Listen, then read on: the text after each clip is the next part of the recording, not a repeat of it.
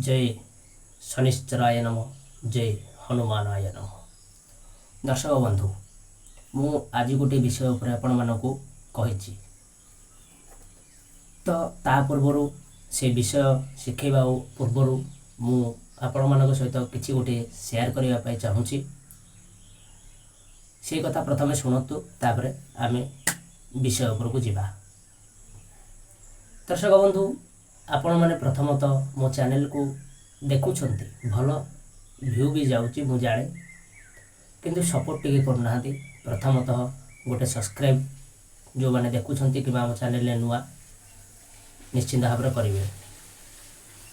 द्वितीयतः आमे आम चैनल माध्यम शनि पाखरे गोटे पूजा रखुचु जो पूजा रे आपण माने निज घरे बसिकी निजर ग्रह पूजा निजर परिवार पाई निजर संतान प्राप्ति पाई भगवान को दयारु हबो कि न हबो से कथा मु तो कहि परिबि नाही कि मु भी भगवान हुए जे आपण पाई करि परिबि। जदि आपण माने मंदिर को जाई पारु नाहंती शनिवार भगवान को देखि पारु नाहंती तेबे मु निजे शनि एवं हनुमान को पूजा करे। एटा आम मंदिर मु निजे भी पुरोहित निजे भी एस्ट्रोलॉजी करछि पूजा पाठ भी करे।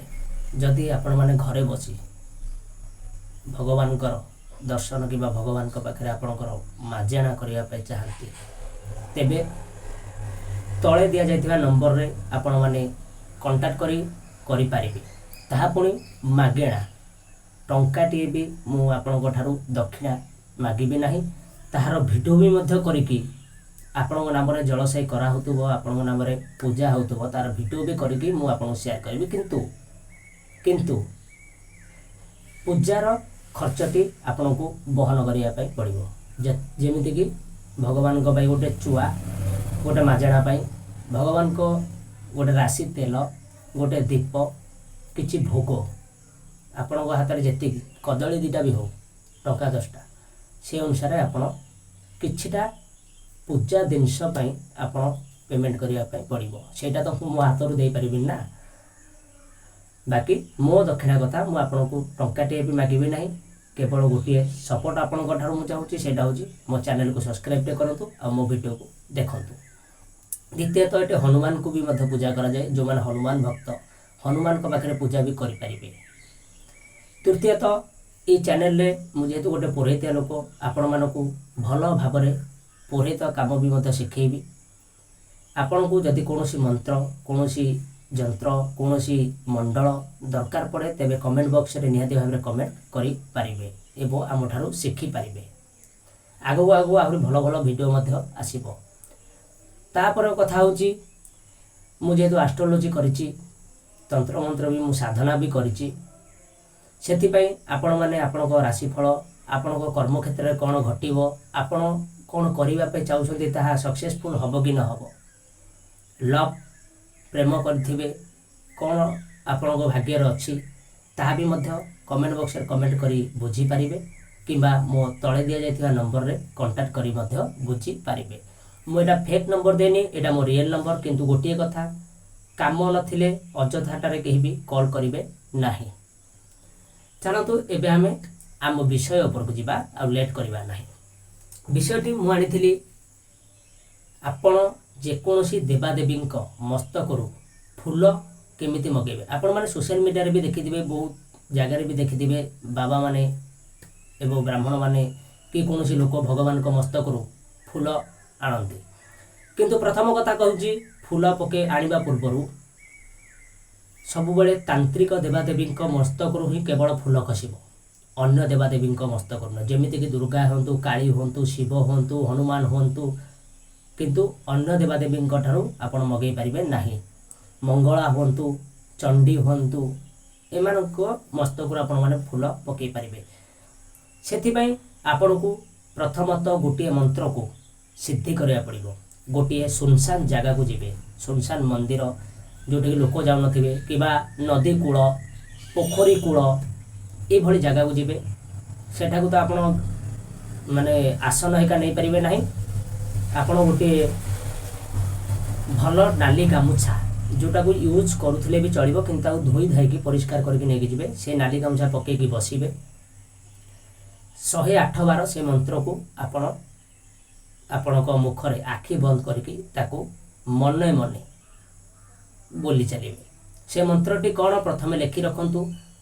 ଓମ୍ ହ୍ଲିଂ କ୍ଲିଂ ଶ୍ଲିଂ ଅହମ୍ ନମଃ। ତଳେ ମଧ୍ୟ ମୁଁ ଲେଖିଦେଇଛି ଓମ୍ କ୍ଲିଂ ଶ୍ଲିଂ ହ୍ଲିଂ ଅହମ୍ ନମଃ। ଓମ୍ କ୍ଲିଂ ଶ୍ଲିଂ ହ୍ଲିଂ ଅହମ୍ ନମଃ। ଓମ୍ କ୍ଲିଂ ଶ୍ଲିଂ ହ୍ଲିଂ ଅହମ୍ ନମଃ। ୟାକୁ 108 ବାର ଜପ କଲା ପରେ ଇଏ ସିଦ୍ଧି ପ୍ରାପ୍ତି ହୋଇଥାଏ। ଦ୍ୱିତୀୟରେ ଆପଣମାନେ କେମିତି ଫୁଲ ମାଗିବେ। ଯାହାଠୁ ଫୁଲ ମାଗିବାକୁ ଯିବେ ସେ ମନ୍ଦିରରେ ପ୍ରଥମତଃ ବସିକି ସେଇ ଦେବୀଙ୍କ ନାମ 7 ଥର ମନେ ମନେ ଚିନ୍ତା କରିବେ। ଆପଣଙ୍କର କ'ଣ ପାଇଁ ଆପଣ ଫୁଲଟି ମାଗିବେ ତାହା ମଧ୍ୟ କହିବେ, କିନ୍ତୁ ମନରେ ସେ ଦୁଃଖ ଭଗବାନଙ୍କ ପାଖରେ ଗୋଟେ ପଥର ପାଖରେ ବି ମଧ୍ୟ ଆପଣ ଯଦି ମନରେ ଦୁଃଖ ପ୍ରକାଶ କରିଥିବେ ନା, ପଥର ବି ସ୍ୱୟଂ ଦେବ ନିଜସ୍ୱ ଜୀବଦାନ ହୋଇଯାଇଥାଏ। ସେଇଠି ସେ ଆପଣଙ୍କ କଥା ହିଁ ଶୁଣିଥାନ୍ତି। ସେଥିପାଇଁ ଆପଣ ପ୍ରଥମ ହାତ, ମୋ ମୁହଁଟି ଦିଶିପାରେ ନ ଦିଶିପାରେ, କିଛି ମୋ ମୁହଁର କିଛି ଦେଖିବା ଆବଶ୍ୟକ ନାହିଁ। ପ୍ରଥମ ହାତ ଠାକୁରଙ୍କ ପାଖରେ ଦେଖେଇବେ।